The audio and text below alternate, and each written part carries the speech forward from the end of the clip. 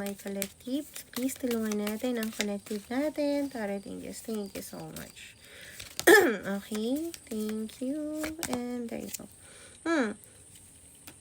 Wow.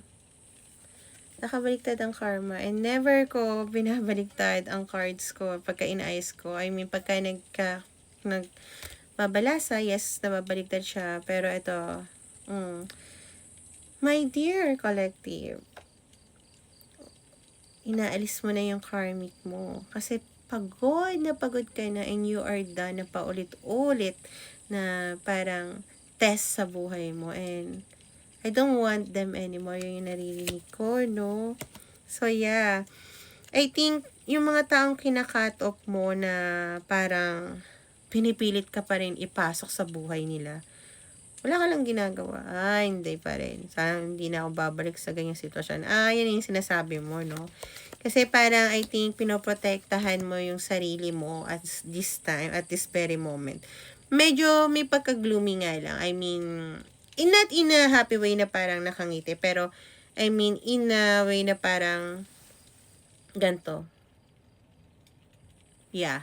So, nakapangiti lang kita, yeah. Kasi may mga bagay ka pa na, parang sinasabi mo, may mga iba pa akong importanteng dapat na ilaban, ayusin, paperwork, or anong ilaban in legality, kaysa sa mga taong to natapos na ako, okay? Doon ako nakapokus. Parang ganun, no? Pero at the same time, itong mga karmic na to, parang kahit anong balik nila, wala ka nang pakialam talaga. At wala na silang papel sa buhay ko. Yun yung naririnig ko. So, yeah, wow. So, tingnan natin kung ano pa ang dapat mong gawin sa sitwasyon mo na to, no? Para makatulong naman. Why? Okay. So, alam ko ito rin yung gusto mo, brand new beginnings. Nga lang, hindi mo hinahayaan na sumunod sa bagong tawag dito. I think may natapos ng mga bagay-bagay. Oo, wala kang ginagawa. I mean, ayaw mo na sila papasukin sa buhay mo. Pero hindi mo hinahayaan na yung lalong mawala sa pundasyon tong mga taong to or sa sitwasyon na to. Halimbawa, example lang to, hindi naman lahat nasa relasyon, no? Kasi tawag dito, syempre general reading to, no? Tawag dito, halimbawa, may karelasyon ka, okay, lagi kayo nag-aaway, o hindi ka na hindi ka na nakibo, hindi ka na nalaban, hindi mo na pinaglalaban, pagod ka na kasi wala na akong pakialam dyan. Nga lang, hindi ka naman lumilipat ng bahay, hindi ka naman nakikipaghiwalay. So, yun yung sinasabi ng, ng guides mo, kailangan mo nang umalis sa sitwasyon na yan, no? Yeah. Again, hindi ko na, take it as lesson na general reading to, hindi lahat tungkol sa relasyon, might be trabaho, pamilya, or what, no?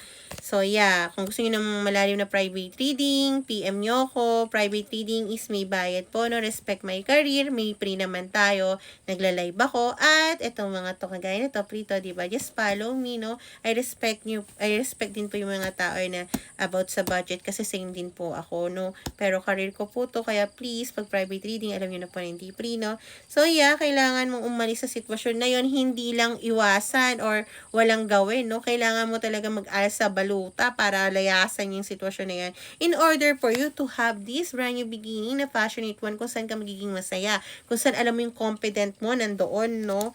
Kasi, I think, you are clouding your mind sa lahat ng option, sa emosyon mo, kung ano ba, magiging masaya ba ako dito, dapat ba itong gawin, or ganyan-ganyan.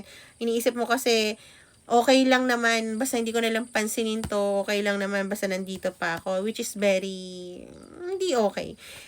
Your guys want you to know na kailangan may isa kang bagay na piliin kung saan ka magiging masaya, no? Saan ka ba magiging masaya? Yun ang sinasabi nila. In order for you to move forward at matapos na kung ano may ipinaglalaban mo at ang problema mo. Kasi I think, ayoko man sabihin to, yung problema mo na nangyayari ngayon is dahil nandyan ka sa sitwasyon na yan. Okay?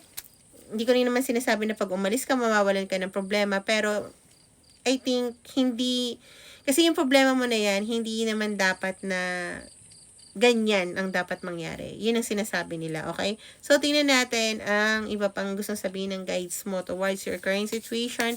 Aking mahal na collective. So, yeah.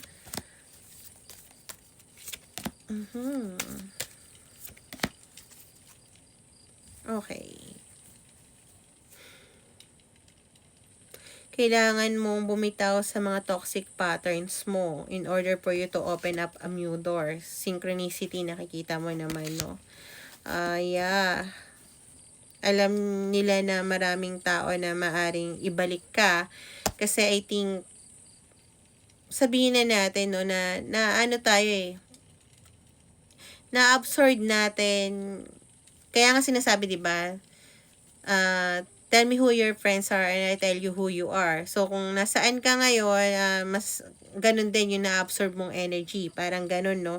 Kailangan mong bumitaw doon or else babalik ka ulit in the same cycle, okay? At pag hindi ka gumawa ng decision mo sa life, I think your guides will intervene and it will cause like this para makalayo ka kung nasaan ka at mapunta ka sa tamang path mo, no? Yun ang sinasabi nila. So, kailangan mong maging napanuri kung ano talagang gusto mo. Okay? I think hindi mo nakikita mo yung suffer agad, hindi mo nakikita yung after ng suffering pagka bumitaw ka sa mga to, no? So, yeah. I hope collective nakatulong to sa'yo and again, make a better choice kung saan ka magiging masaya. Okay? Bye-bye.